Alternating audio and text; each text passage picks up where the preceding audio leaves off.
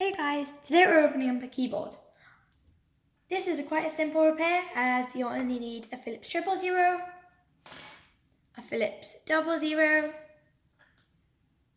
a flathead, a spudger, a guitar pick or pry tool. First you'll need to undo all of these screws at the back. There are quite a lot of them. After you've undone all the screws, you can just lift up the plastic.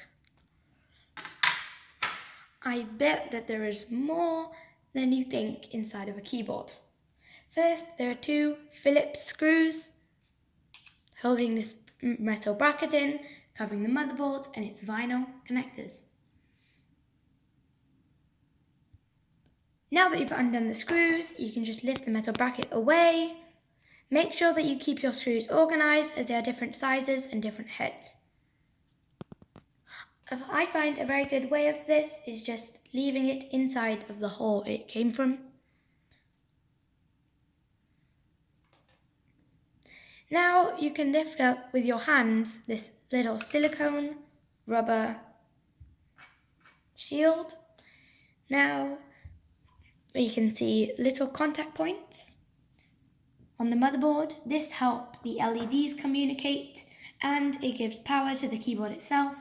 You don't want to touch these as you can get dirt and grime and oils from your fingers onto this, which can lead to malfunction or complete failure of the product. Instead, you don't want to use any metal either. Use something like a plastic spudger.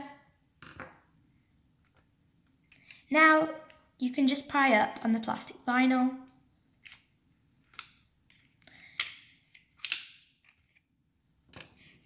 Being careful and avoiding these little cables.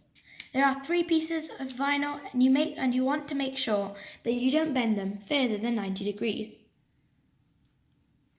You can unclip the motherboard. There is a bit of glue underneath, but with a bit of forcing you can just pry it out. Now you can disconnect the motherboard and its entire cable. This is a working keyboard. Now we can move our attention to the little LED bracket lights. We can use our plastic spudger or your fingers this time, as these don't have any connections and they're just little lights. I prefer to using my fingers as there are quite a lot of little pins. Now you'll find a little rubber, sort of silicone bit, which is the button itself. You press on these and it's really satisfying to press. And again, don't bend these further than 90 degrees. Now you can remove your little button itself, the button housing. This is a button, except you can't click it.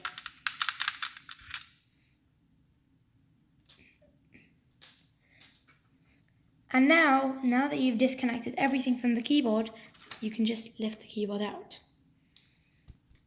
This is the housing itself, and the keyboard looks much slimmer and it's much lighter. This keyboard is missing a couple of keys, but that won't affect the teardown. It still does work. Now, if you want to tamper a bit more than you'd like to, then you can undo these little brackets on the metal housing and you can see lots of vinyl and keys. Except these are held in with a fair amount of glue and you'll need to break a lot of brackets. Now we can put it back together. First, we position the keyboard in exactly the right place. You want to make sure that the LED strips line up and the motherboard battery connectors line up. Make sure that there are none trapped underneath as they can rip and fracture.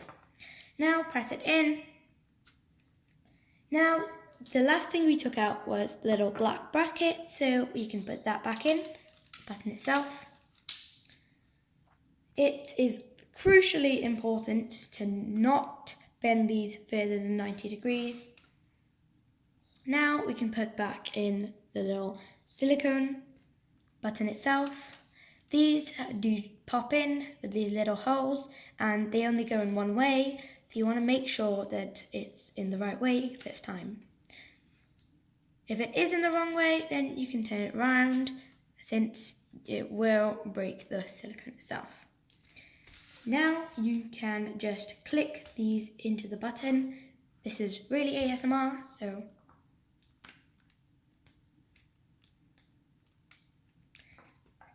now once you've clicked them all in, the LED backlit should just stay there. Now we can put in our motherboard.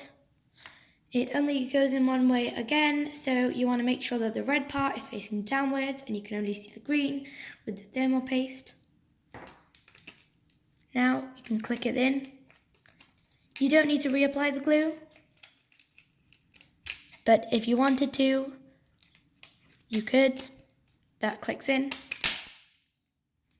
Now you can reapply the pieces of plastic vinyl, making sure they are right on top of the contact points. And now you have the fillet, the little silicone sort of shield. And now remember there's different size screws for the part itself. This does go in one way too, and you can screw them in. After positioning them, you can screw them in. There are only 2 screws.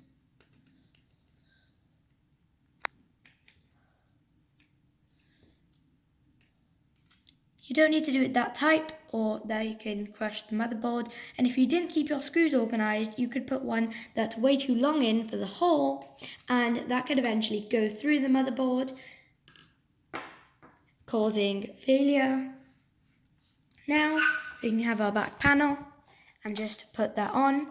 But before we do that, you'll need to reroute your cables. This rubber is actually way more durable, so you can give it a fair bit of tug, except don't be too rough with it. Now there is a little slit here in the middle, and you can just make the keyboard exit.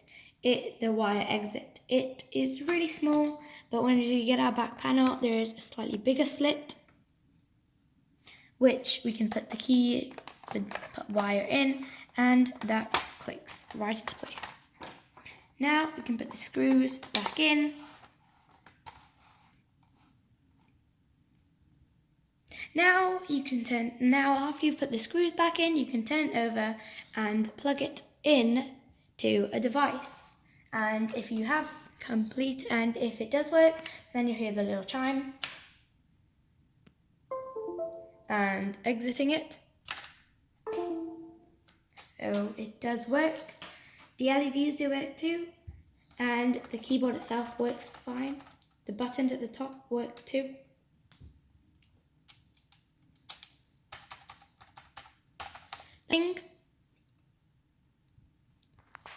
Thank you for watching. Please comment, like and subscribe. Turn on notifications too, and that would be massively appreciated.